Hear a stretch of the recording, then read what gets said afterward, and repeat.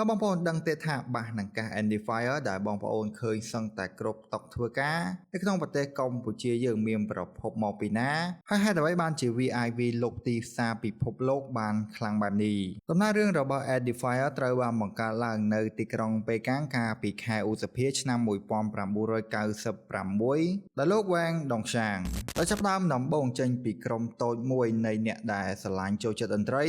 ពួកគេបានផ្ដោតអារម្មណ៍ទៅលើវិស្វកម្មសូរស័ព្ទ Acoustic Engineering និងដាក់លក់ឧបករណ៍បំពងសំឡេង Speaker ដែលធ្វើពីឈើទាំងអស់និងមានប្រព័ន្ធការពារដែនម៉ាញេទិក Anti-Magnetic ដំបូងគេនៅលើទីផ្សារក្នុងរយៈពេលជិត3ទសវត្សរ៍កន្លងមកនេះក្រុមហ៊ុនបានរីកចម្រើនទៅជាសហគ្រាសដ៏ធំមួយនិងមានប្រតិបត្តិការនៅក្នុងប្រទេសជាង70និងមានបុគ្គលិករាប់ពាន់នាក់រចនាបថសំខាន់ៗរបស់ក្រុមហ៊ុនរួមមាននៅចុងទសវត្សរ៍ឆ្នាំ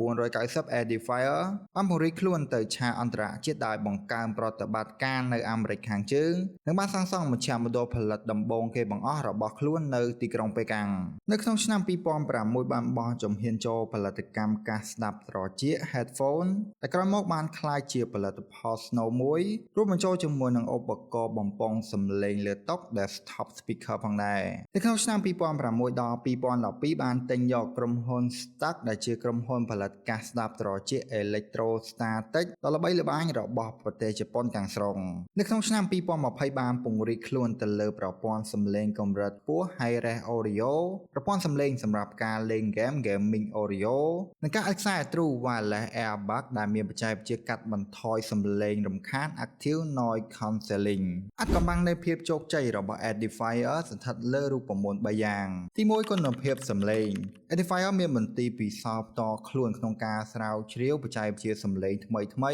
ដែលផលិតផលទាំងអស់របស់ Edifier សុទ្ធតែទទួលបានគុណភាពសំឡេង Hi-Res Audio ចំណុចទី2ការរចនារូបរាង Edifier មានការ design មានភាពស៊ីវិល័យថ្លៃថ្នូរនិងប្រើប្រាស់ឈើពិតៗដែលពួកគេបានឈ្នះពានរង្វាន់លំដាប់ពិភពលោកដូចជា Red Dot Design Award, CES Innovation Award និងពានរង្វាន់ធំៗជាច្រើនទៀតចំណុចទី3គឺតម្លៃ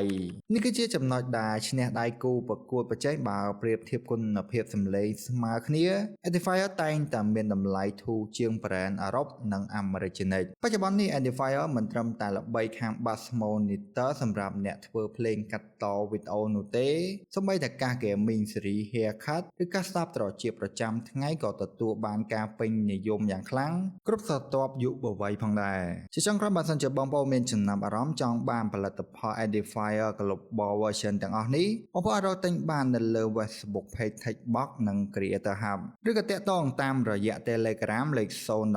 965 009ដើម្បីឆែកមើលព័ត៌មានលម្អិតនិងតម្លៃបងប្អូនអាចចូលទៅកាន់ website ផ្លូវការ www.rccambodia.com ដើម្បីទទួលបានតម្លៃពិសេសនិងធានាផ្លូវការពីក្រុមហ៊ុនផ្ទាល់តែម្ដង